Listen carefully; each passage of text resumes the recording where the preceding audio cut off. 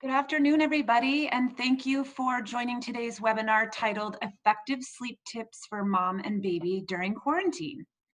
My name is Paige Bellenbaum, and I am the founding director of the Motherhood Center. And I just wanted to take a few moments before we get started on today's webinar, speaking with you a little bit about what the Motherhood Center does, who we are, what we have to offer. The Motherhood Center is really the first of its kind clinical treatment facility for both pregnant and new moms that are experiencing what we call perinatal mood and anxiety disorders.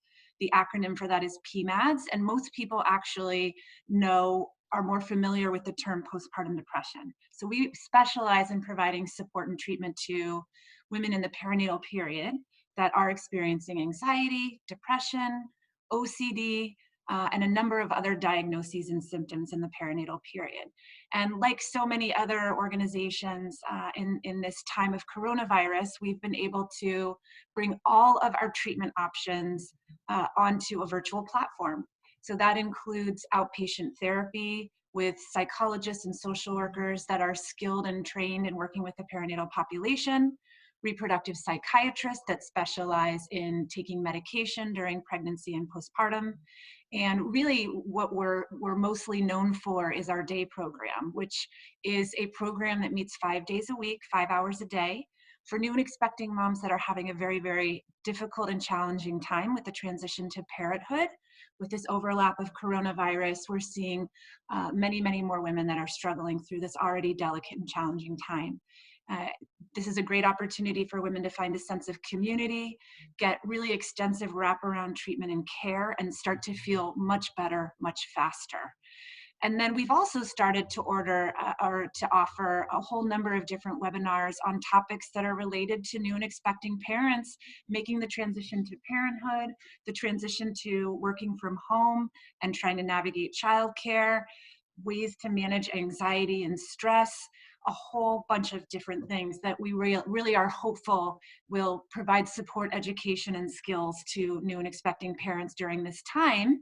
Hence this webinar today, where we're going to hear about effective ways to improve baby sleep as well as infant sleep and adult sleep.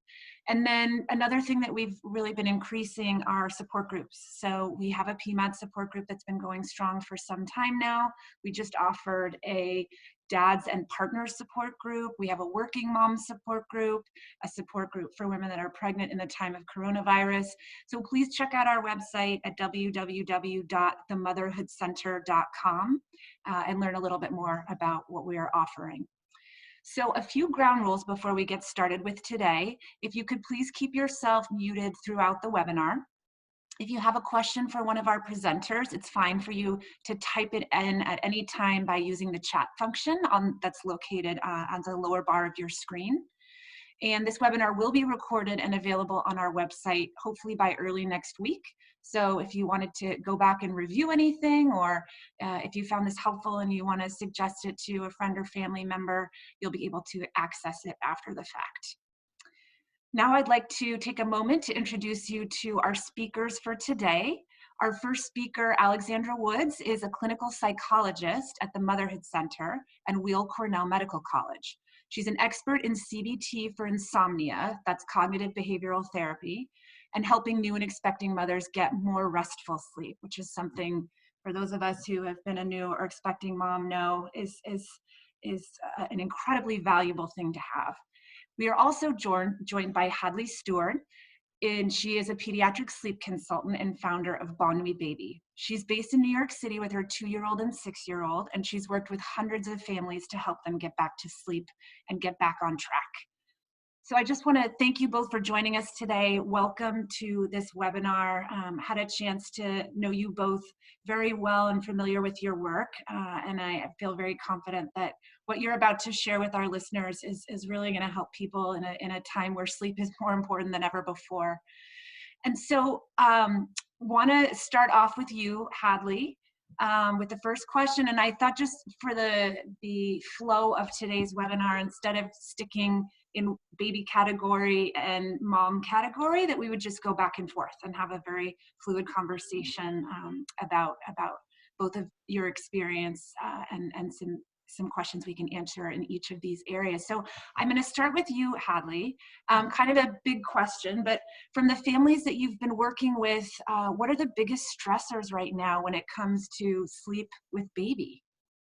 So what I've seen both from the families that I'm working with and on, I have a big community on Instagram, and I get a lot of DMs and feedback that way as well. What I'm seeing is that families that have been self-isolating or on lockdown or whatever you want to call it, they, for the most part, they are seeing disrupted sleep for their kids. The biggest disruptor seems to be naps, that all of a sudden their child doesn't want to nap anymore, or they start waking up in the middle of the night again, things like that. So that's kind of, broadly speaking, that's been a big stressor for people, in that, all of a sudden parents are meant to be working from home and parent and potentially be homeschooling. And at the same time, they don't get that break in the day where they were used to having, where their child was napping, or, their child was going to bed at a reasonable hour and staying asleep, and all of a sudden that's not happening either. So I think that's a big one. I've also heard from a lot of moms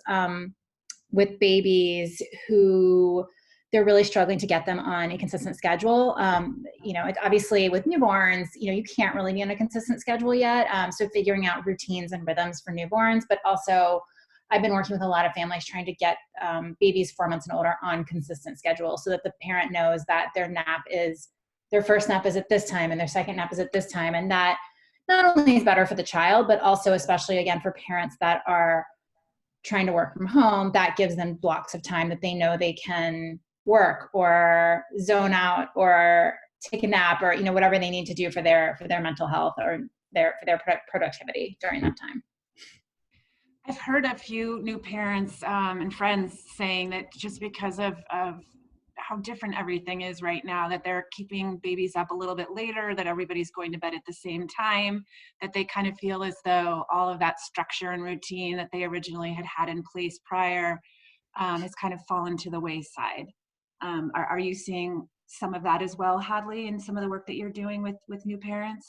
I am. What I've been telling parents is that now, the kids, especially, obviously it's different for a younger baby, but certainly toddlers and big kids, even if they don't, like a toddler, I have a 2-year-old, like she doesn't know what's going on in the world and why we're all at home, but certainly she knows her routine is completely different because she's at home all the time. My 6-year-old already had some issues with anxiety, and this situation's not helping. So I think that kids do sense, especially for older babies, toddlers, big kids, they are sensing our anxiety. And so what I've been telling families is it's really, really easy right now to kind of treat this like, oh, we're on vacation, like we're all going to eat ice cream and go to bed late. And I've definitely had days where that has happened, but now is actually the time to kind of double down on the sleep rules and on the routines and on like bedtime, for example, like not letting bedtime slip later and later, just because kids feel safest when they know that there are boundaries and that their parents are enforcing those boundaries. That actually that helps them feel really safe and secure. So in times like this, I think as parents, our instinct is to be like, oh, they didn't get to let their energy out today, or, I feel so bad for them, they're not able to see their friends, so we're all going to stay up late watching a movie. And again, I have totally had nights like that myself, so no judgment. But what the best thing, when possible for the majority of the time, is to stick to the bedtime, to stick to the nap times, to stick to the routines that were in place previously, because you're normalcy that you can keep going for them easily, right? Like if they have had the same bedtime routine forever, now's not the time to change it up. Great advice, Hadley.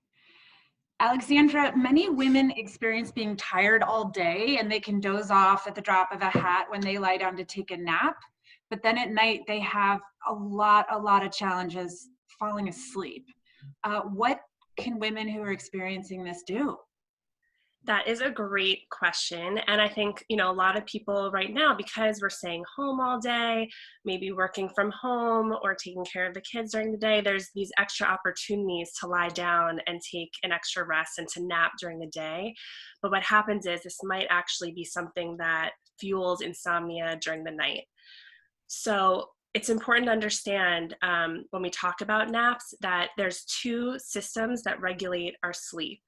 And that's the homeostatic sleep drive and our circadian rhythm. So the way I explain sleep drive is it's sort of like hunger. It's like our hunger for sleep that builds throughout the day. So when we wake up in the morning, our sleep tank is full, we're rested, we're alert, and then throughout the day, we build up that hunger for sleep as we're active throughout the day. We don't want to spoil our appetite for sleep the way that we wouldn't want to spoil our appetite for dinner. So, the longer you go without eating, the hungrier you are.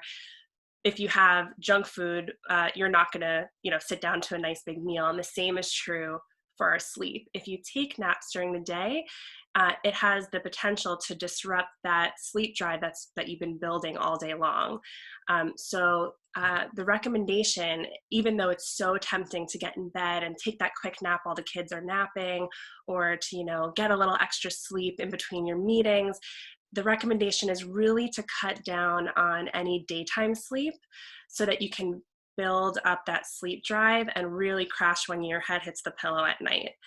I will say, if you absolutely must take a nap during the day to function and just to get through, then the best way to do that would be to keep it short, like 30 minutes max, have it be in your bed, lights out, set an alarm, and to keep it early in the day. So better to take a nap in the late morning than in the afternoon when it's closer to your bedtime. So yeah. Alexandra, I had to smile a little bit for a second because being a mother myself, and I remember so oftentimes people would give that advice of make sure you sleep when the baby's sleeping. Mm-hmm. And my response, and I think this response of so many women, is kind of like, but what are you talking about? When the baby's sleeping is when I get to do the laundry or I get to wash the dishes or something like this. But to your point, I'm not sure whoever came up with that suggestion, but to really try to fend off that need and desire to sleep and take a nap so that you're really fully ready for it in the evening. Yes, and what I'll say is, if you're sleeping through the night to the extent that you can, after disruptions from baby waking up, and then it's okay to take those naps during the day and to get that extra rest. But if you're not sleeping during the night, then don't take the sleep during the day. And I'll give one more little analogy that's helpful to kind of wrap your head around this concept, which is like during a 24-hour period, our body has a particular sleep need. For some people, it's 6 hours. For some people, it's 8 hours.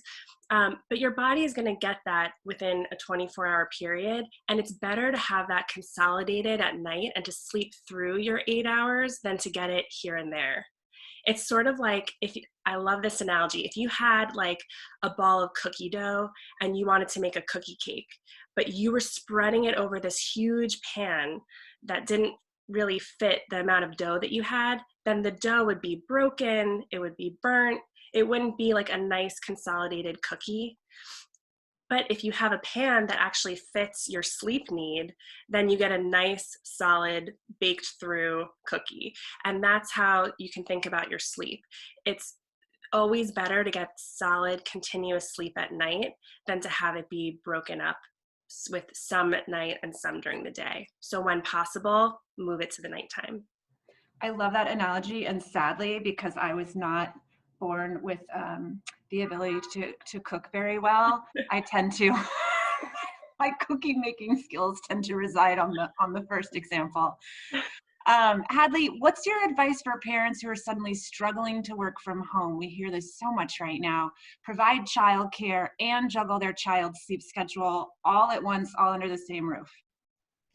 Part of my answer actually sort of coincides with what you guys were just talking about, because I have heard from a number of families that they're letting their child nap longer during the day so that they can be getting their work done, and then let them go to bed later at night, and then maybe even sleep later in the morning, and which is fine for a few days. And kids' bodies, if your child is well rested to begin with, it'll be okay. But over time, just like adults, children need sleep you do need some daytime sleep, but you need a lot of nighttime sleep. And so if you get not all sleep is created equal. So if you're getting too much daytime sleep and not enough nighttime sleep, inevitably what you're going to see is sort of the equivalent of adult insomnia, where all of a sudden your child has a little bit of a sleep debt. They don't have the sleep drive either to go to sleep or to stay asleep. And then you start to see overnight waking. So it's actually very, that I've seen that situation, and it's logical, right? Like, you're working from home and you're like, I'm just gonna let my baby or my child nap for an hour longer. Like, cool. And then we'll just go to bed later. Like, what's the big deal? And again, like I said, on certain days, if it works for your child, you can do it sometimes, but you can't really do it all the time, because it's not going to, over time, it's going to become more detrimental to their sleep. But yeah, I mean, I think the biggest struggle that I've heard and that I've experienced personally, because I'm doing the same thing as everyone else, has been when, if you're trying to work or you're just trying to do dishes or whatever, and your child won't take a nap, or, like if they're refusing their nap, or again, if the nap schedule is just crazy, it doesn't make sense. You have a 20-minute nap and then you have a 3-hour nap, and it's just all over the place. I think that's from my personal experience, and just from talking to other families, that naps have really been the big sticking point.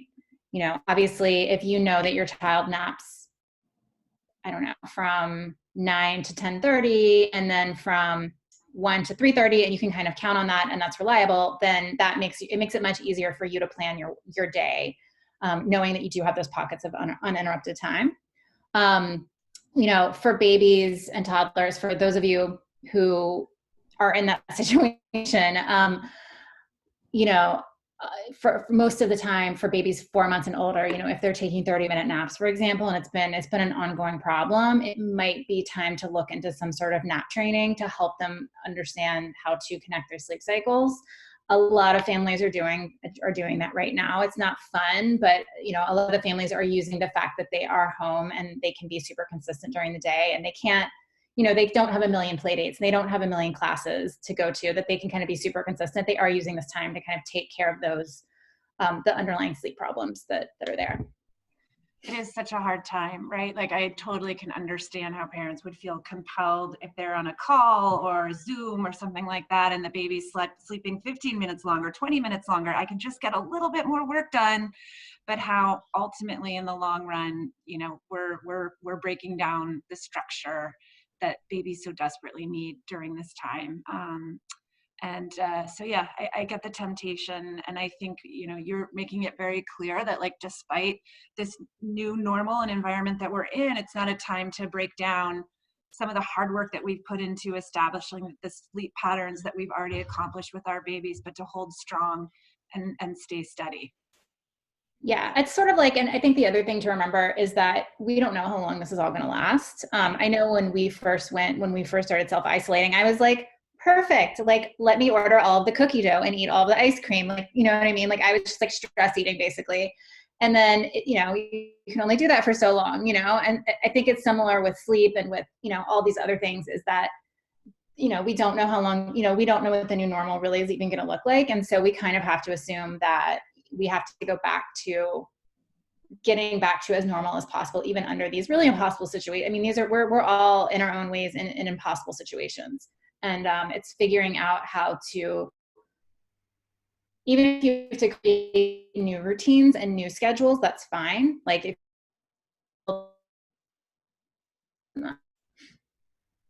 Hadley, you're cutting in and out a little bit.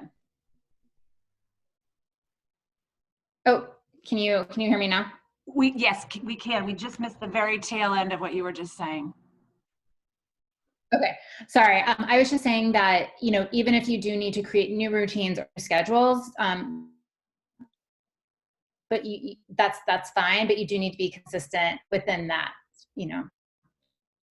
just in order to have that, to have those boundaries and the consistency for your child. Got it. So Alexandra, do you have any tips for women that struggle a lot of the time throughout the night with worry and rumination? How can women who are impacted by that, what are some things they can do? Absolutely. So I think it's a really common experience that during the day, while we're engaged in activities, we're busy with work and kids, it's a little bit easier to distract from worry thoughts. And then at night, things get quiet. things calm down, and it can be really easy to get stuck in rumination and worry. So one of the things that I'll recommend is to have a buffer time before bed where you turn off the news, put down any work that is unfinished, do something relaxing and non-stimulating, and start to develop a bedtime routine the way that you do with our kids. And the other thing is, it's important to understand how anxiety and insomnia are related and fuel each other. So when we feel anxious and anxious thoughts pop into our mind, our body has evolved in a way that can't really tell the difference between a danger that is life-threatening and just something that we're worrying about that's far off in the future and isn't actually going to hurt us in this moment. So, you know, back in like caveman days, if there's a lion running at us, like our body's already automatically kicking off into fight or flight mode with stress response, you know, a cascade of hormonal reactions that really like prepares our body to fight or flee from that lion that's, you know, chasing us. But now, again, those things aren't the things that come into our mind during the night. They're not life-threatening, but our body's sort of reacting as if it is, as if there's a danger in the room that we need to fight off or flee from. So we have the same cascade of reactions and that same physiological stress response, racing heart, muscle tension. Sometimes people, you know, feel lightheaded because that's, again, the blood rushing to your muscles to prepare. All those physical symptoms make so much sense in that context, but are not appropriate now. And they're also things that make it really difficult to fall asleep. It's the opposite of, you know, how you want your body to prepare for a restful night. So yes, it creates these conditions that make it difficult to relax, and it ends up being this vicious cycle. So one of the things that's really effective is to use some behavioral stress management strategies, some relaxation techniques that are going to counteract that physiological stress response and help to prepare your body for sleep. So things like paced breathing exercises, progressive muscle relaxation, visual imagery, or like a guided meditation. There's lots of great apps like Headspace, Calm, and many others out there that can give you some ideas and some guidance for how to use those strategies. But I'd really recommend figuring out what is it that works for you to, again, counteract that physiological stress response that keeps us awake and keeps us physiologically aroused during the night. And the other tip is to schedule a worry time during the day. I had a supervisor when I was working in the insomnia clinic who used to say, you might not be sleeping, but reason sleeps at night. So nighttime is not a good time of day to be problem solving and thinking about your worries. It's actually best to, you know, maybe write them down, have a little pad next to your bed where you can jot a couple of notes about things that you want to attend to during the day, and then designate a time to actually focus on that when you can think clearly and either, you know, challenge those anxious thoughts or problem solve them. But, you know, bed is not the place to do that effectively. So relaxation, physical relaxation strategies and scheduled worry time, I'd say are great first steps to start to counteract some of that worry and rumination at night. Alexandra, I know that we're focusing on adults with you, but considering the fact, you know, to Hadley's point in referencing, you know, her 6-year-old who it seems like was also experiencing anxiety prior to this, same goes for one of my children. You know, this is exacerbating, and I wonder if that's not also a helpful tip for children really of all ages to have a worry time that's confined and compartmentalized, so that it's an opportunity to have that time to worry, and then there's a start and a finish. Exactly. It's a great opportunity to compartmentalize it, to put some boundaries around it so it doesn't leak into time that your body should be resting. So yeah, I think it's a great suggestion and something you can model with your kids. Hadley, I don't know if you've ever used this kind of strategy before, but a lot of patients have found this really useful. Yeah, my son's therapist actually recommended that we do, it's the kid equivalent of that, the worry jar, where right before bed I would write on strips of paper. He would tell me his worries, which sometimes were like ridiculous. He was like, I'm worried that like about cats or whatever, and sometimes he'd be like, I'm worried about the coronavirus. And we would put them in the jar, and then after we went to bed, we throw them away. The idea being that in the morning, those worries are no longer there, and it's kind of a new day. So that's kind of I think that's the younger kid equivalent of having that sort of scheduled worry time, where you get it out of your mind onto a piece of paper in the hopes that you're not worrying about it overnight. That's great. I love that. And this goes very nicely into my next question for you, Hadley. Are you seeing increased anxiety, including separation anxiety in kids? And what's your recommendation for that? Yeah, for sure. I think for younger kids, it's a lot of like for older babies and toddlers. I'm hearing from a lot of families that they're just a lot more clingy. They want to be with you all the time. So that's kind of how they're working out their anxiety. And if you're home and you're trying to work and you're trying to parent at the same time, this is like not this, you can't have your child on you all the time, which is exacerbating the situation. And then for older kids, it typically, it could be increased nightmares. It could be just increased general anxiety in older kids. So what I typically recommend, again, having those boundaries in place are super important, and not only around sleep, just in general, right? So like if you have whatever routines you had in place around whatever breakfast, or, you kind of try to keep the day looking like it did before, even though it will be very different. You want it to feel similar, like keep up your bedtime routines, all of that stuff. That can help with separation anxiety. And also, obviously if your child is anxious or they're worried, like they do need some extra support during the day. So try to focus as much as possible, try to focus the extra cuddles and the extra reassurance to daytime versus nighttime. Because, if your child does start to wake up, because they're having separation anxiety, like most things with sleep, if the first few nights, if you're kind of responding often, it's not a big deal. But if it becomes a habit, if it becomes a pattern, you're then left with all of a sudden your 18-month-old is waking up 4 times a night to like get a hug. And that might not be the best thing for your sanity as a parent or for their sleep, right? Like at that point, your body needs uninterrupted sleep overnight, and so does your child. So I would really try to do the extra cuddles, the extra reassurance during the day and at bedtime. If you need to do a little bit longer of a bedtime routine or something like that, that's totally fine. But really just kind of, if your child is going through separation anxiety or anxiety in general, extra reassurance, extra cuddles during the day, and then, keeping a structure as much as possible. Great. And I'm noticing we have a question from an audience member, Hadley. And the question is around sleep training before 4 months. What is your thinking about that? So, sort of depends on who you ask. I typically tell people with babies under 4 months, they should talk to their pediatrician and see if their pediatrician is on board with it. My pediatrician told us to sleep train at 2 months, which is like pretty early. I've definitely worked with families to sleep train 2.5, 3, definitely between 3 and 4 months. I think that the parent has to be really comfortable with it. The doctor needs to the pediatrician has to sign off on it. You can keep 1 or 2 overnight feeds in if you're sleep training at that age. So it's not like you have to just, at that age, like they probably can't comfortably sleep 12 hours overnight without eating. So you can keep in a feed or 2. And then, so it can be done. When I usually do it with families, they usually say like, we don't want to be doing it this early, but we can't function anymore.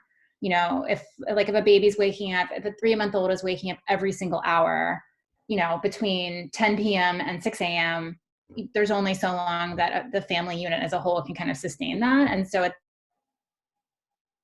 the point when you're sort of like at rock bottom, I think that's when most people think about sleep training at that age. But it is possible. It does work.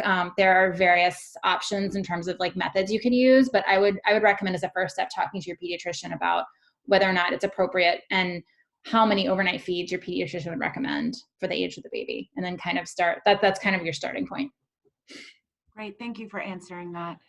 Alexandra, you submitted your questions and I was reading through them and I had flashbacks of this happening so many times, of waking up in the middle of the night, looking at the clock, watching the minutes go by and thinking, oh my gosh, I'm only going to get 4 hours of sleep now, or 3 hours of sleep now, or 2 hours of sleep now, and tomorrow is going to be so hard. And then sometimes if I've been lucky, I'll grab 20 minutes at the end or not at all. What are some ways to manage anxiety about this lack of sleep? Yeah, so this is so common. People get anxious about their sleep, and then that's what ends up fueling the insomnia because, like we just said, there's this whole physiological stress response that happens when we feel anxious. So I think it's important to remember that during times of high stress like this, it's completely normal to have a bad night, a bad week of sleep. And what's critically important is the story that we tell ourselves about this and the meaning that we attach to it. So if we look at the clock and put a ton of importance on like getting a particular number of hours of sleep that we feel we need to function, then that can fuel the insomnia and fuel the anxiety. But the alternative is to challenge that thought, like to think back and say, well, is it going to be unpleasant tomorrow? Yes, but I can actually think of many times that I haven't had a good night's sleep, or maybe even had to like pull an all-nighter for a midterm. And, I went to work the next day, I took my exam, I got through it, I survived it. Or, I think a lot of times we put a lot of emphasis on the role that sleep plays and how we feel during the day. And yes, it is an important component, but if you look at like a pie chart of all the things that impact your mood and your functioning, there's probably a lot of other things in there that during the night you're discounting as you focus solely on sleep.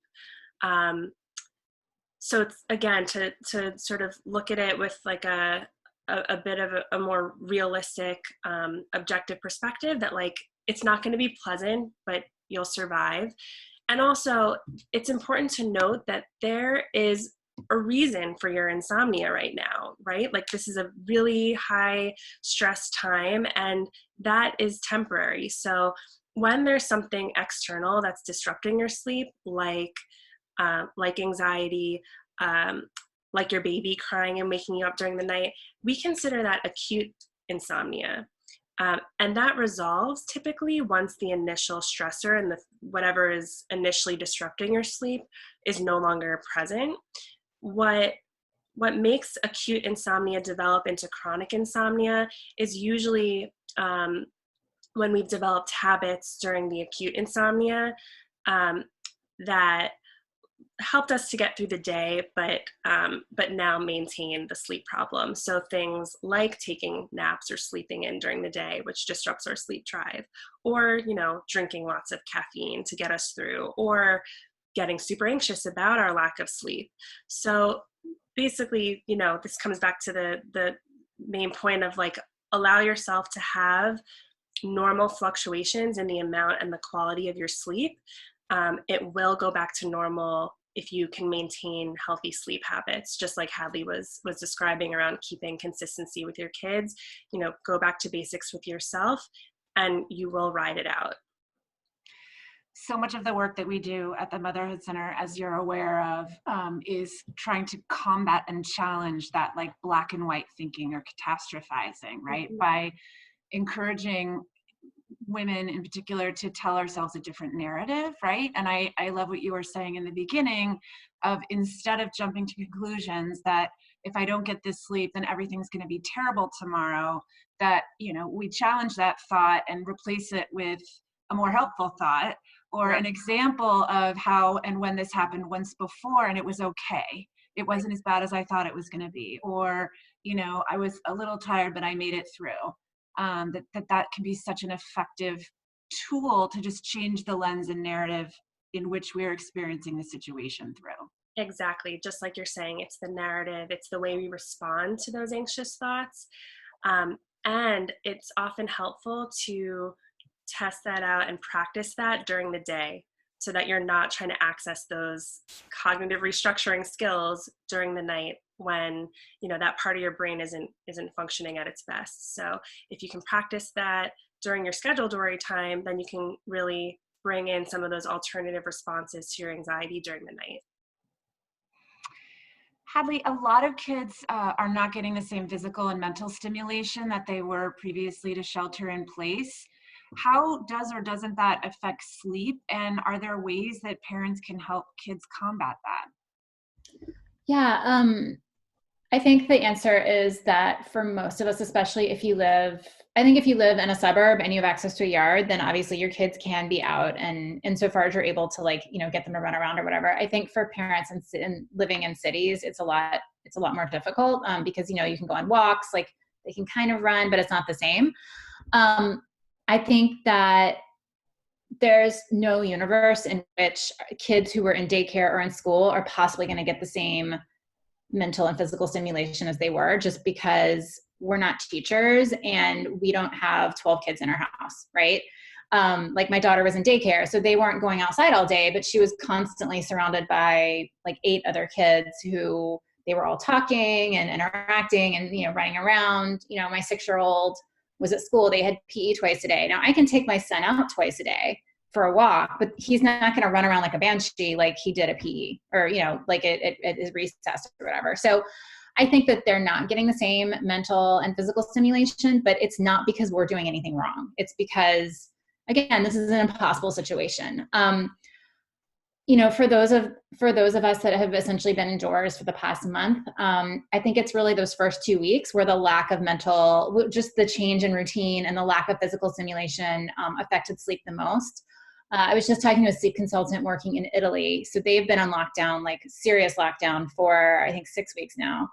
And she said that what she's seen across the board with kids is that sleep gets pretty disrupted for the first 2 weeks, but then it kind of goes back. I've seen the same thing. And I think that also has to do with, part of it is just the kids absorbing our new reality. But I think the other part is they also just get used to a different level of, especially physical stimulation.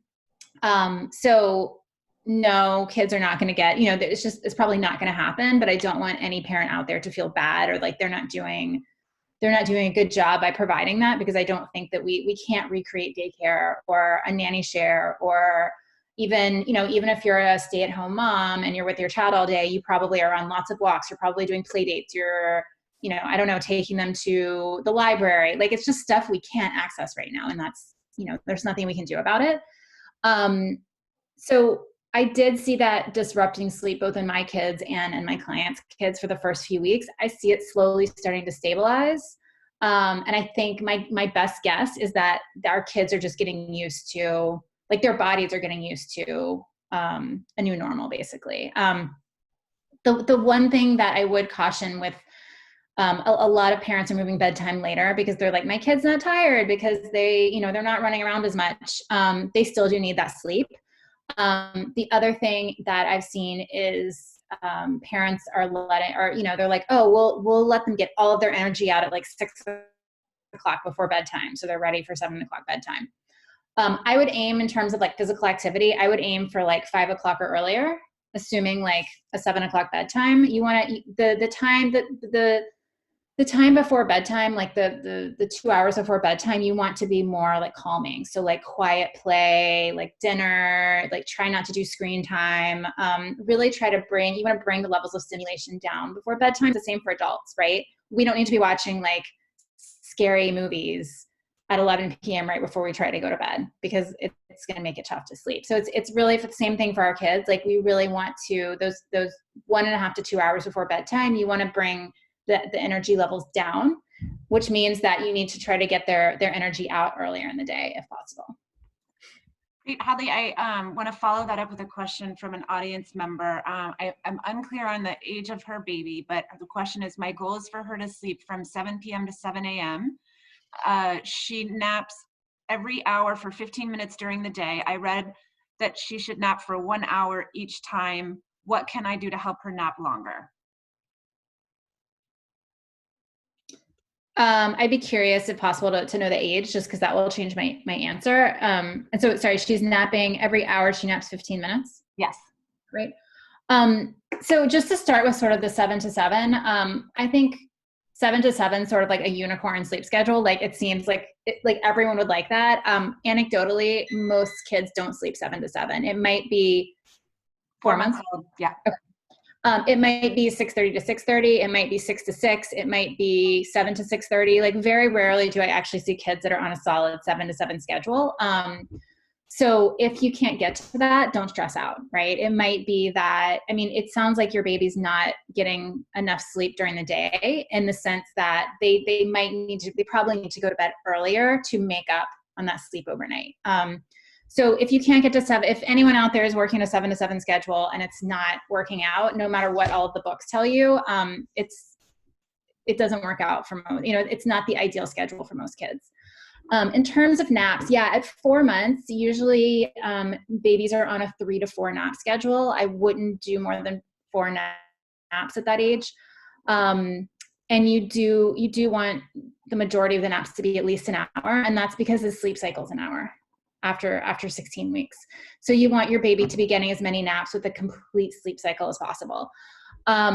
Obviously it's easy for me to say they should be sleeping for an hour when they're only sleeping 15 minutes. I don't know how your baby is falling asleep, but for the nap, but I would really use this time to help them fall asleep by themselves for the nap. And then if they do wake up after 15 minutes, help them figure out how to extend that time. So at 4 months, the sort of low hanging fruit is make sure their sleep environment is as dark as humanly possible, like blackout dark for naps.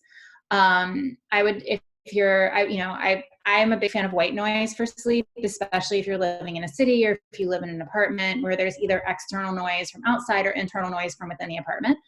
But basically, we want to create a stimuli-free environment so that if your baby does wake up after 15 minutes, they're like, okay, this is boring. And then kind of goes back to sleep. Again, easier said than done. It is going to, nap training, extending naps, is the most difficult part of working with sleep. It typically produces crying because the sleep drive just isn't strong during the day and it is tough for them to fall back asleep. So, at 4 months when I'm working with families, I usually recommend that they give the child 45 minutes to fall asleep and then potentially resettle. If you're not comfortable with that yet, you could say, okay, if they wake up after 15 minutes, I'm going to start off leaving them for 5 minutes and then 10 minutes and then 15 minutes, et cetera. They will not fall back asleep the first few days. Babies never fall back asleep at once, especially if your baby's used to you coming back in after 15 minutes, then they're going to try to wait you out. Right. So yeah, that's sort of like a quick and dirty nap training explanation, but it essentially, I would make the room dark. I would do white noise, and then you probably are gonna have to leave them in their crib or bassinet to do some settling so that they learn to fall back asleep. But once that's done, you're gonna start to see naps that are like hour and a half, 2 hours. Babies are so smart. They really are. Yeah, they're much smarter than Yeah, they really are. Alexandra, I have a question for you from our audience. What to do about night wakings for adults? Great question. So, like we said before, there's 2 systems that regulate our sleep, the sleep drive and the circadian rhythm. And so night wakings are typically more related to not having enough sleep drive. So just the way Hadley was talking about babies not having the drive to fall back to sleep during naps because it's not as strong during the day. Typically, if we can't fall back to sleep during a night waking, it is often because we don't have enough sleep drive. And so I'm not sure if this is true to the person asking the question here, but many people who are up during the night will try to compensate by spending more time in bed. So they'll extend their window of time in bed to give themselves more opportunity for sleep to catch up on what they didn't get during the night. But then what happens is, just like the naps disrupt the sleep drive for the following evening, sleeping in will also disrupt your sleep drive and your ability to override those nighttime awakenings the following night.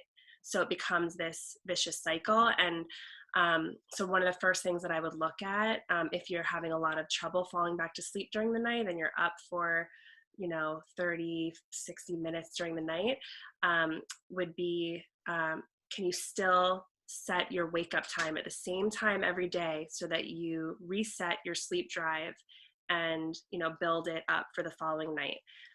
And the other tip that I will talk about is around making sure that the bed is like a strong association with sleep. So I was going to talk about this later, but I'll actually talk about it now. For those who took like an intro psych class way back and remember Pavlov, he was this scientist who was studying salivation in dogs, and he noticed that when you presented dogs with meat powder and rang a bell, they would salivate. And once you took the meat powder away and just rang the bell, they would still salivate because they were anticipating the meat coming. So the bell became a stimulus for the dogs to salivate. And this applies to sleep because we want our beds to be a strong stimulus for our bodies to sleep. We want the bed to be a cue for our bodies to rest. That means that the only activity that you should do in your bed is sleep and sex, and all other activities should be removed to another place in the home.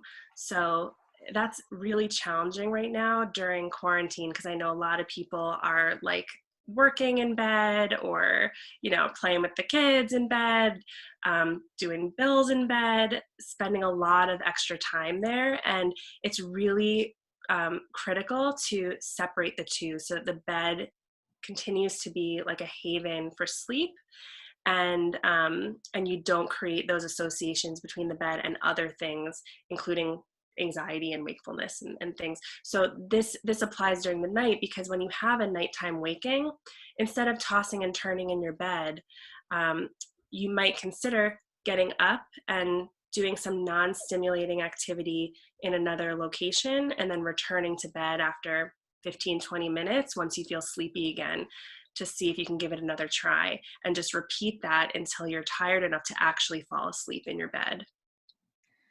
Such great advice, because as you're talking, I'm thinking of everybody in my family who is doing everything in their bed right now, especially my kids who are being homeschooled in their beds. Mm-hmm. And it, this comes up a lot in treatment at the Motherhood Center of like, how do, we're so used to in our normal daily life outside of sheltering in place to have these natural transitions throughout the course of the day, right? That alert us that we're going from one thing to the next, right? Like the transition of leaving work and getting on the train and going home to then be with your family. And like, we don't, in this current iteration of normalcy, we don't have those transitions. And a lot of what I've been encouraging women and their partners to do, and for those of us who live in New York City where square footage is at a humongous price, is like designate areas of your house that represent certain acts, right? Like if you are working, set up a workstation for yourself, that is your office.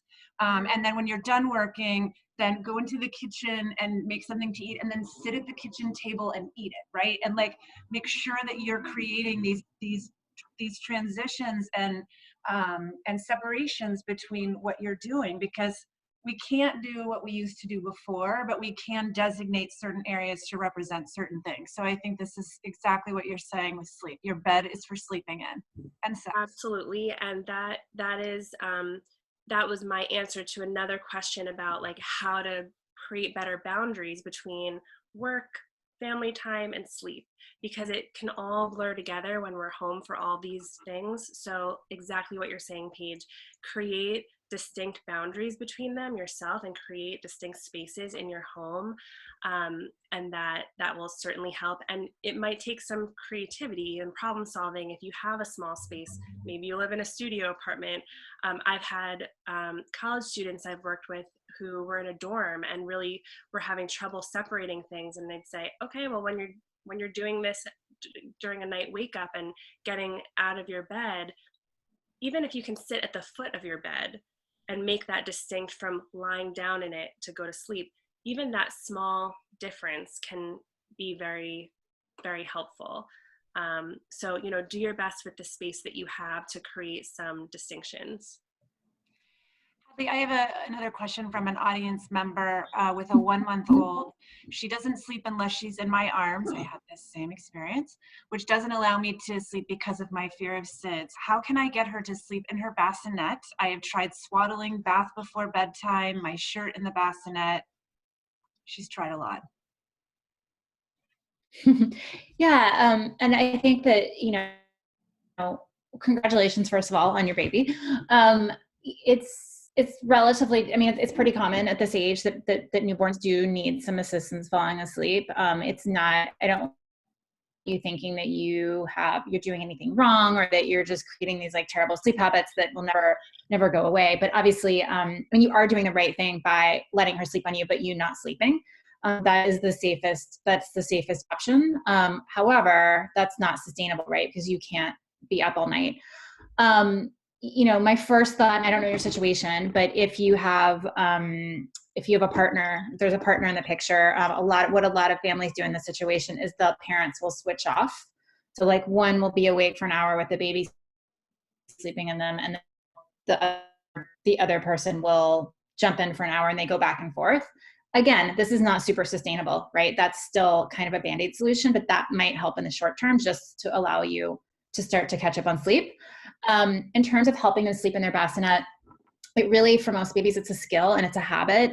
I would aim by, I would try to have one time of day where that's the time you want to try to help them in the bassinet. So it could be at bedtime. It could be the first nap of the day. Probably bedtime would be the best. I guess there's not really a bedtime for a 1-month-old, but the sleep drive gets stronger at night, right? So I would pick one time of day, like bedtime, for example, and the time where you're gonna, give them some time to fall asleep in the bassinet. It might be that you swaddle them and you put them down and you walk away for a minute, and then you come check on them, and then you give it another minute, right? So I'm not talking about sleep training, certainly at 1 month. It's more just giving them a little bit of time and space in the bassinet to get comfortable and realize that it's okay, and just stay consistent. So every night at bedtime, you give them 5 minutes to try to settle, and you can be there the whole time. You don't have to walk away. You can be there and put your hand on their chest or whatever. And you just kind of be consistent. Unfortunately at this age, pretty much any remedy it's going to take a while, right? Because we have to be more gentle. We have to be more gradual. So, I know that's not, I wish I could give you an answer that would magically, help them sleep in the bassinet right away, but it's going to be basically helping them to adjust to the fact that they are as comfy and safe in the bassinet as they are on you. So that's probably what I would start with is just picking one or two. It can be 2 times a day too, 1 or 2 times a day that you're like, I'm just going to give them every day. I'm going to give them a little bit of time to try to sleep in their bassinet, knowing it might not work, right? But you're still going to keep trying. I'm trying to think what else. When my daughter was 2 months, she would only nap, and she would sleep in her bassinet at night, but she would only nap in carrier because she a 3-year-old at the time, and I was running around after him, so she would always nap in the carrier. I actually had to nap train her around 2.5 months, just because I couldn't physically carry her around anymore. And so what I did, again, it was a little older, but you might be able to do a version of this. What I did was, for the first nap of the day, I was like, you are falling asleep here, my friend. Like, we're doing this. I put her in the bassinet. The bassinet I had, I could kind of move it a little bit. Like it was stable. It wasn't a rocker, but I could just move it with my hand. And then I placed my hand firmly on her chest to recreate that pressure that babies get when they're on the parent. So I was creating movement. I had the pressure on the chest, and then I shushed her. So I would just go shh like that, so she would know I was there. And I would just do that for a while, and then she would eventually fall asleep. So you could also think about something like that, where you're with her and you're giving her a lot of extra support, but the goal really is for her to fall asleep in the bassinet. So kind of no matter how that happens, it's a win, right? Even if you still are doing a lot to get her to sleep, every time she does fall asleep.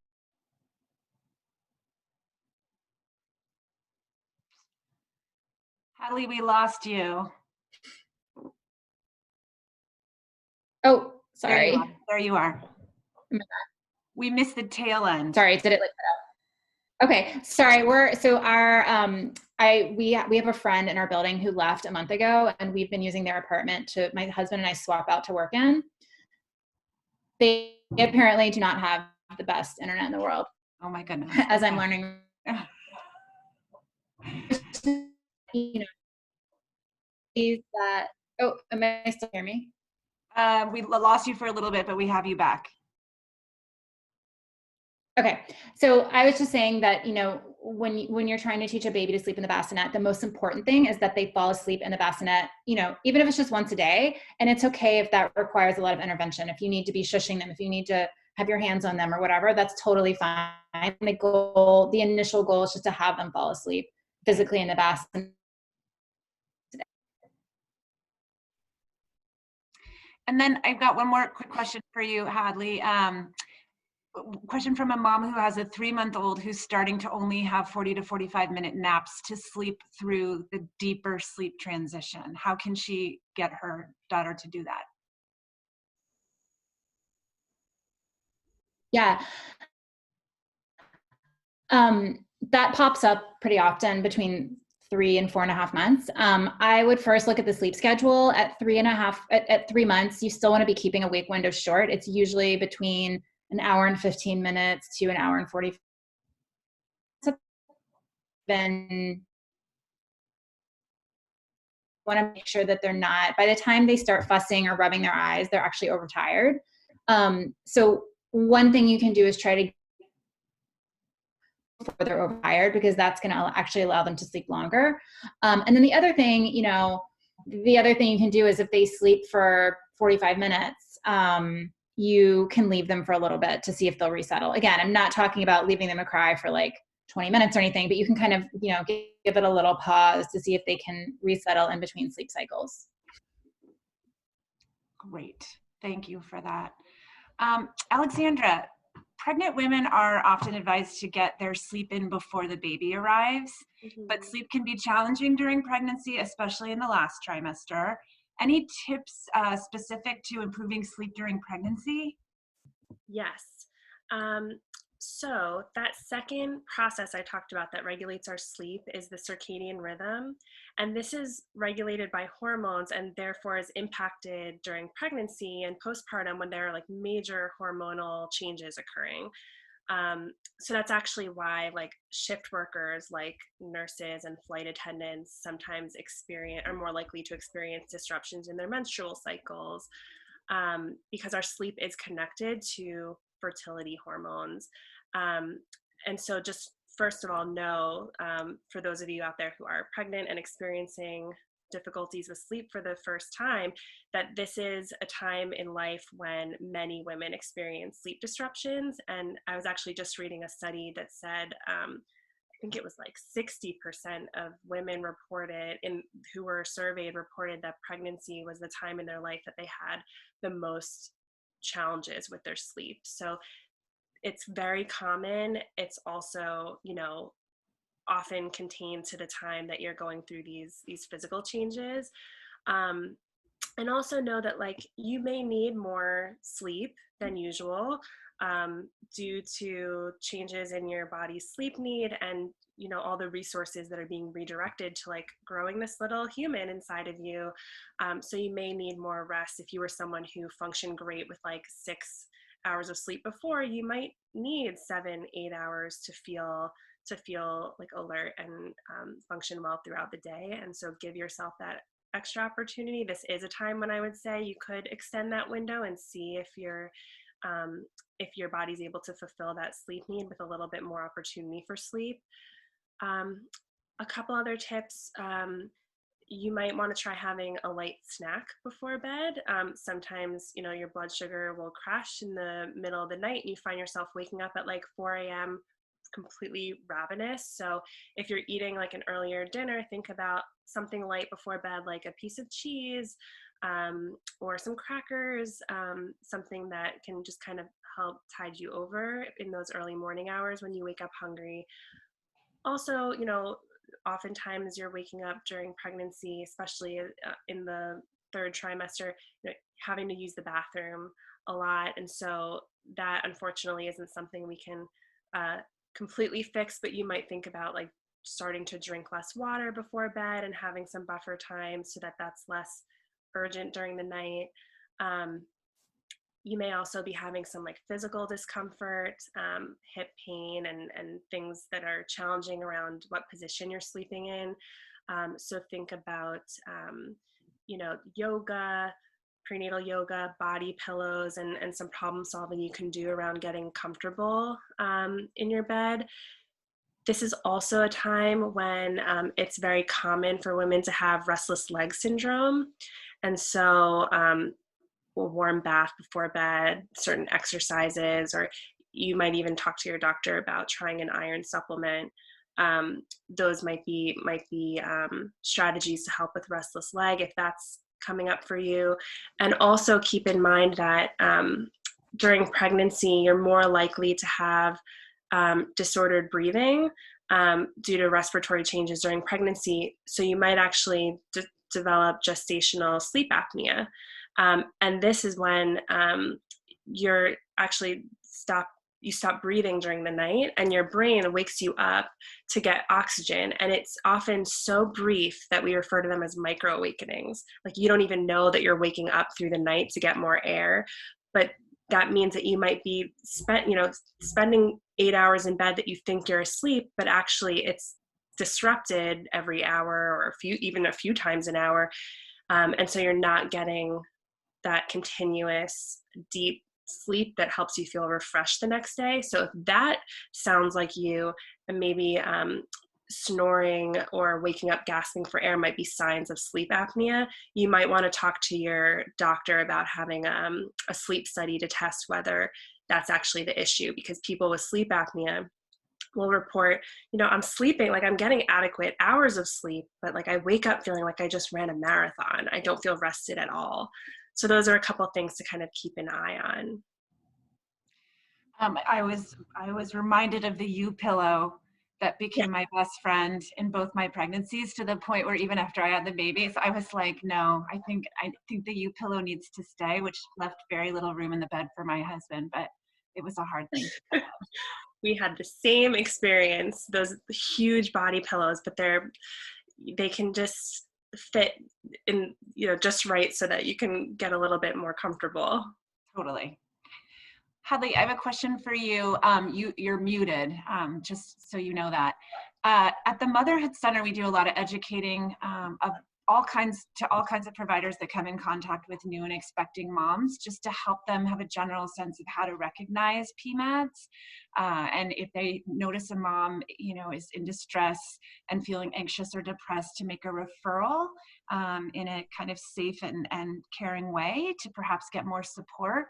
And so, we speak with birth doulas, postpartum doulas, lactation consultants, also sleep consultants. And so I'm wondering, in your work that you've been doing, particularly with parents in these past few weeks, have you noticed an increase in anxiety around everything that's happening in the world today? That's an interesting question. Yes, not in the sense necessarily. Yes, I have seen more anxiety, but I think it's more of a generalized sort of the same anxiety I imagine all of us are also feeling, just because our world has just turned upside down. I'd be really curious to see, once, once this is all said and done, I'd be really curious to see what statistically is happening with anxiety levels for kids, for babies and kids and, adults overall.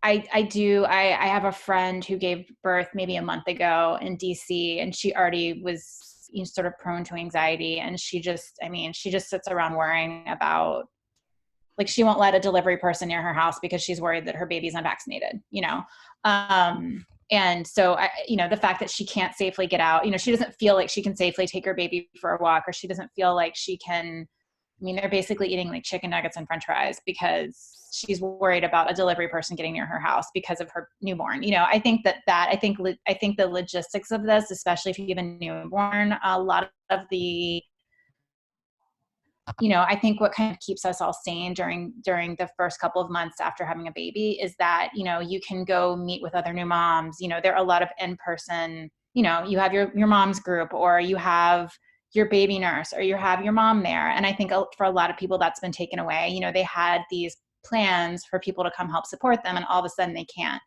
And I think that has really caused a crisis for a lot of people, because it's just not what they didn't expect this time to look like this. And that's really upsetting. Yeah, I couldn't agree with you more. I mean, we certainly have been seeing a marked increase in new and expecting moms experiencing, all anywhere from mild to acute anxiety and depression and other symptoms during this time. So I, like you, am very interested when this is behind us, to look back in retrospect and really be able to get a sense of what kind of an impact it did have on mental health. And I would be remiss, if not to add that if any of our listeners are, really struggling, feeling very, very anxious, feeling hopeless, helpless, feeling a level of distress that feels very far away from your baseline, that it's okay to ask for help, and it's a good idea, and it's okay to seek treatment and support to help you get through this challenging time. The transition to parenthood is already challenging in and of itself, but people don't have to do this on their own without support. That there is support out there, that the Motherhood Center is certainly available to provide clinical treatment to new and expecting moms as they navigate the transition to parenthood with everything that's happening in the world today on top of it. So Hadley, I have another question for you. This is from a mom who, she and her partner, they have a 2.5-year-old who she began potty training while shelter in place happened. She says, we were fully through daytime potty training and diapering at night after a final potty. He's a consistent sleeper, traditionally 7:30 to 6:30. Now bedtime doesn't seem to end because he'll hold off pooping until they put him to bed. Then he gets up and says that he has to go to the bathroom, and then he needs some milk. And then he's waking up each night around 1, and one of them ends up staying in the bed all night.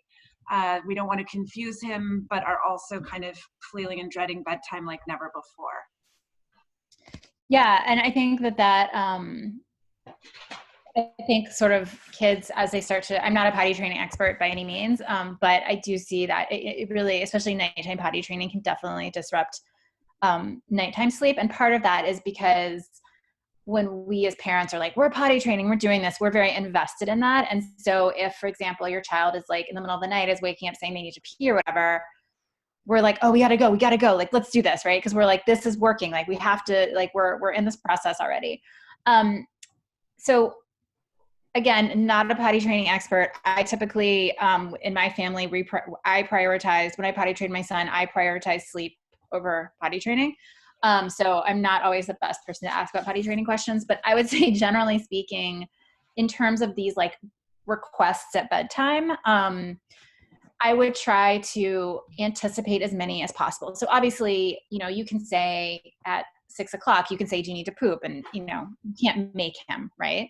But for any other requests like milk, like, a lot of kids will ask for like a tissue or something. It's really, for most kids, it's usually just something that they like the idea of they ask for it, and you go, you go do it and bring it back to them. I would try to anticipate as many of those as you can before bedtime. So if you are going to offer milk at bedtime, which you don't have to, you can, it's kind of like, if you want to do that, then I would actually build it into the bedtime routine.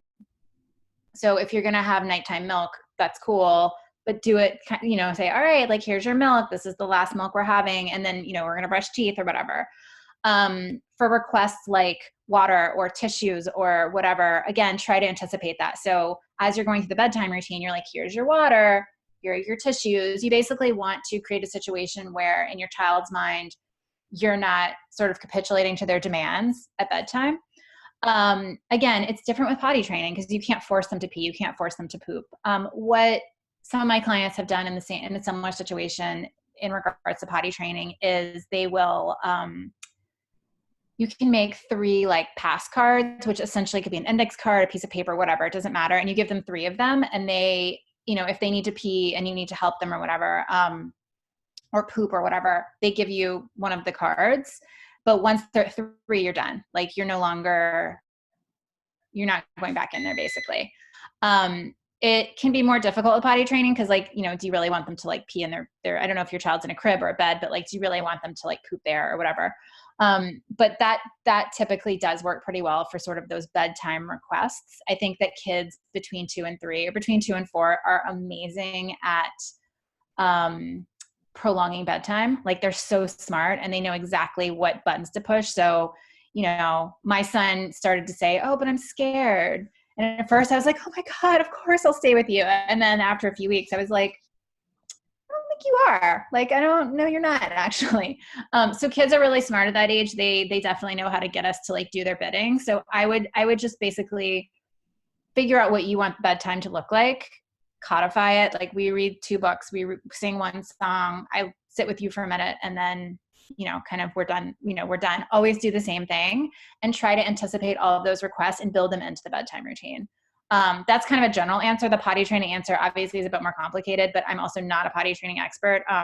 I didn't do nighttime potty training. I did daytime potty training and waited on nighttime. So if when that happened to me, I was like, "Poop in your diaper, my friend. Like, I'll see you in the morning."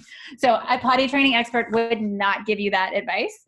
So probably don't do that. But that's just generally speaking, you want to try to anticipate all of those requests and build them into the bedtime routine. That's really helpful, Hadley. Alexandra, I have a question from an audience member. Since having my daughter, I have had issues falling asleep at night and have sometimes had to take clonazepam, but it does help me. I'm worried I will get addicted to it, which then furthers the anxiety spiral. Any CBT exercises to use when I'm worried about sleep or getting addicted to a medication to help me at this time, which piggybacks really nicely into another question that we were going to ask you today. Is it okay to take sleep medication if someone is having a really bad night? Yeah. So, well, let me answer that more general question first, and then I'll get back to the CBT strategies. So in general, sleep medication is recommended for short-term use only. And it's thought to lose its effectiveness after about 2 to 4 weeks. It, like you're saying, it can be habit forming, not because they're physically addictive, but because of this placebo effect where we start to depend on them psychologically. We think that we need the pill to go to sleep, and then it ends up reinforcing the insomnia. And many people who have been on sleep medications for long periods of time will also report like a rebound effect, so that when they do wean off of the sleep aid, they have insomnia again. Also, we're not really sure how those medications change the architecture of your sleep. So it's most restful to get natural sleep without the use of a medication, in terms of like, you know, how you travel through the different sleep cycles and get good, refreshing, restful sleep. There are certain medications that people take regularly that may cause drowsiness as a side effect. So if you're on that kind of medication or on an antidepressant that makes you feel sleepy, then you might want to time the dosage at night to help facilitate sleep. And I'll also say to talk to your doctor about which sleep aids are safe during pregnancy and breastfeeding, because we generally do try to avoid taking medication for sleep during the perinatal period. There just isn't a ton of research on the effects that it has on the baby. So, you know, talk to your doctor, because there are certain ones that are thought to be safer than others. So if you really do need something, to just make sure that you're checking in. But I think that the take-home message is that if you need a sleep aid in the short term for like a couple of really rough nights that you need to get through, then that's okay. But to not have it develop into a habit, just like all these other things that we've been talking about, where like, you know, in moments of acute stress, and like if you really need it to get by, it's okay to kind of bend the rules and the routine a little bit, but you don't want it to become a new habit. So that's what I'll say about medications. And I'll also say, because I get asked a lot about melatonin, that melatonin is a hormone that's naturally produced in our body. It's released at night when the sun goes down. And in the morning, when the sun comes up, it's suppressed and we feel alert for the daytime. So melatonin, it's part of that circadian rhythm that I keep referencing. And because it's regulated by light and day, one of the great strategies that you can use that's not related to, taking a melatonin pill would be just to, open your window in the morning and get bright light exposure right when you wake up to kind of reset your circadian clock and signal to your brain that it's time to be up and alert. And that's a really great way to do that naturally. And the melatonin pills, which you can get over the counter, like at the pharmacy, sometimes I hear about people taking a melatonin like here and there. And what it's really most helpful for is shifting sleep schedule. So like if you had delayed sleep phase where you like were, not tired until midnight, but wanted to go to bed at like 10 p.m. and shift your sleep earlier, then melatonin, if you took it regularly, like every day at the same time before going to bed, then that would be like an appropriate use of the melatonin. But it actually, as a one-off, doesn't really like make you sleepy when you take a melatonin pill without having that consistency in the schedule. Because again, it's all about like rhythms and hormonal patterns that you're trying to support. So I'll make that note about melatonin. And then in terms of other CBT strategies, I think, when we look at CBT for insomnia and the research on what components actually drive outcome, it's really the behavioral strategies that we've been talking about here and haven't been really using their like formal names, but I'll say them now. One is stimulus control, which is that idea of the bed being a strong cue associated only with sleep. And so during the night, getting out of your bed to do a non-stimulating activity if you find that you're not able to fall back to sleep. And the second is sleep restriction.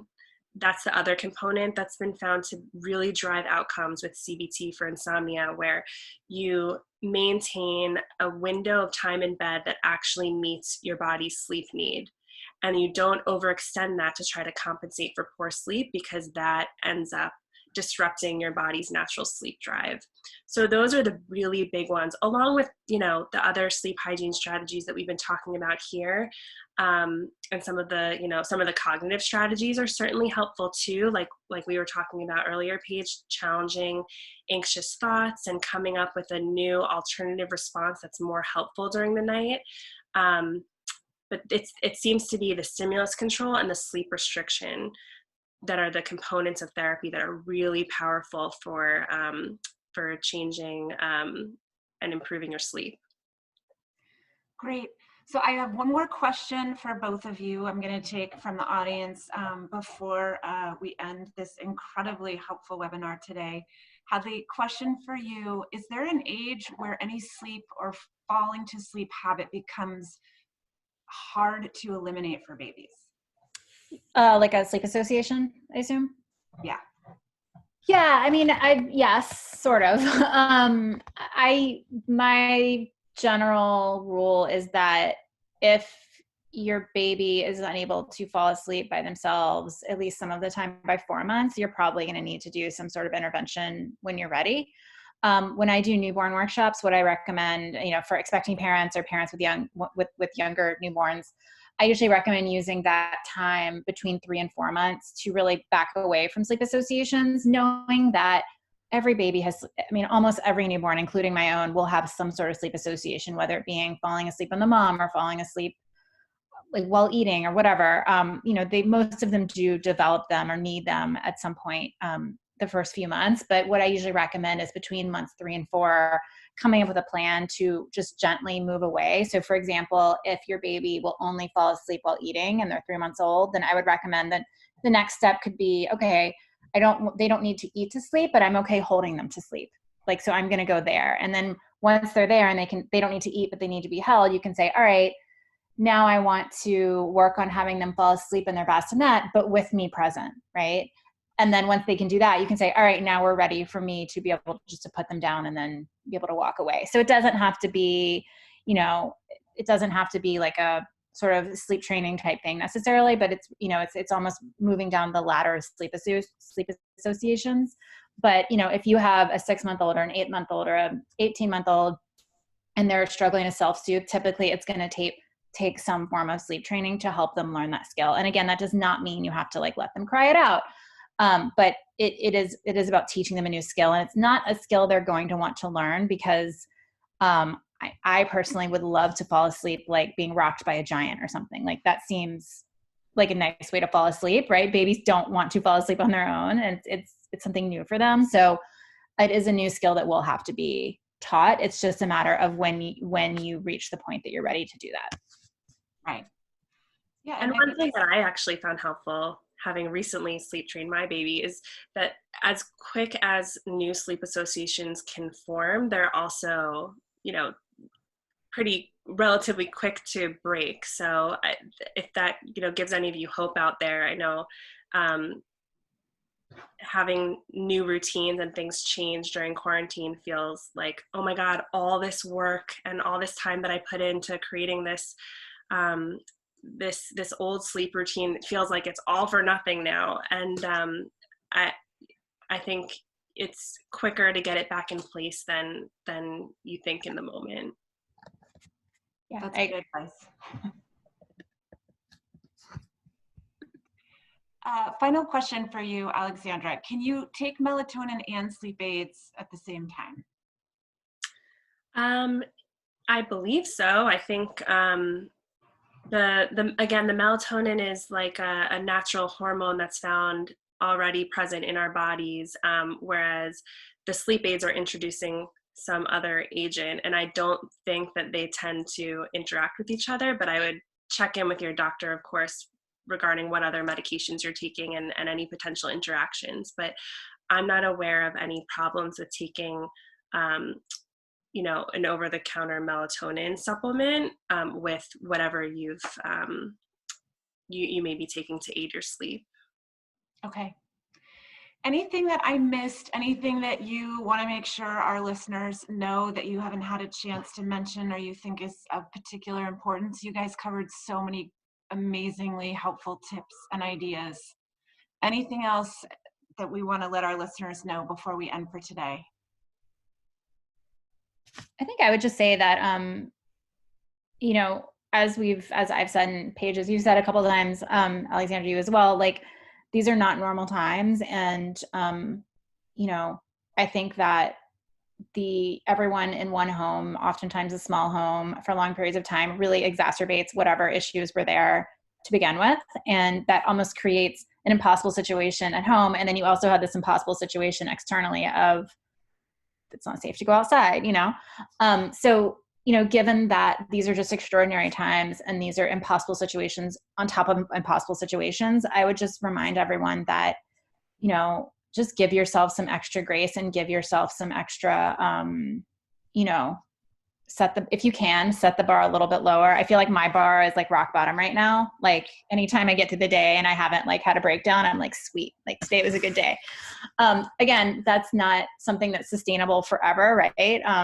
For our sanity, but give yourself a little bit of leeway. And if your sleep is disrupted, if yourself sleep is disrupted or your child's sleep is disrupted, like do the best you can, but also know that it's probably largely in part to what's going on, and that it probably will, if you try to work on habits, like good habits and good sleep routines, even if it's incrementally, if that's all you can do right now, that's still, as long as you're moving in the right direction, like you're doing a really great job. I completely agree, and just want to echo what Hadley said, which is that these are extraordinary, unique circumstances, and this initial stressor will pass. There will be a new normal, and we will, all take some time to adjust to that. But to give yourselves extra flexibility during this time, a little bit extra cushion, and to really focus on the things that are in your control, because I think, we tend to feel like sleep is this thing that like we have no control over, and there's a lot of tips and tools, cognitive and behavioral strategies that you can use both for you and for your kids that can help, maintain as much consistency as possible and put like a good solid foundation in place to ride out these tough times. So, refocus on the things that you can do to maintain some routine, and we'll all be riding it out together. We're all in this together, and be kind to yourself. I third that. And I just want to thank you both, Hadley and Alexandra, so very much for joining us today and really providing for our listeners, again, some really helpful tips and skills to use towards helping their babies sleep better, sleeping better themselves. These are stressful times, and to be able to have more tools in our tool chest is really, really important. So thank you so very much. And I just, Hadley, if people want to find you, how can they do that? So if anyone has a question or you want to reach out for more support, my email address is hadley@bunweebaby.com. So it's BONNENUITBABY, baby. I'm also on Instagram, which is @_bunweebaby. And we do a lot right now. We're doing a ton of stuff on Instagram. We're answering questions every week. We're trying to give as much advice and as many sleep tips as possible. So you can also reach out there if you have a specific question. Great. And Alexandra, if, to be able to have access to more of you, I would encourage people to reach out to the Motherhood Center, and website again, www.themotherhoodcenter.com, or you can give us a call at 212-335-0034, and one of our care coordinators will answer any question you might have about treatment, webinars, support groups that we're offering. And I just lastly really want to encourage everyone, if you are struggling, if you're having a high levels of distress during this time, please prioritize your own mental health. You don't push it to the wayside. Don't think that it's something that doesn't need to be dealt with right now, or is something that can be pushed off to a later date. There's a lot of treatment options out there for people to get the extra clinical support and treatment that they need right now. And if you're a new or expecting mom, again, please give the Motherhood Center a call, and we can help you navigate the situation that you're experiencing. And I'll also say, sorry to interrupt, I just wanted to also say that if anyone is interested in short-term, as few as 6 sessions for CBT for insomnia, it's really, really effective, and we can, work through an individualized plan to get your sleep back on track. So feel free, if that's of interest, and you feel like you don't need the mood and anxiety stuff, but you still, want to work on your insomnia or other sleep issues, feel free to give us a call, and I'm happy to, do a consult and figure out if I could be helpful. That is excellent, Alexandra. Thank you for sharing that. Again, thank you both. Thanks everybody for joining us. This webinar should be up on the website by early next week. If you found it helpful, you want to watch it again, or if you want to share it with someone you know. Thank you, and I hope everybody has a nice and relaxing weekend. Bye guys, thank you. Bye.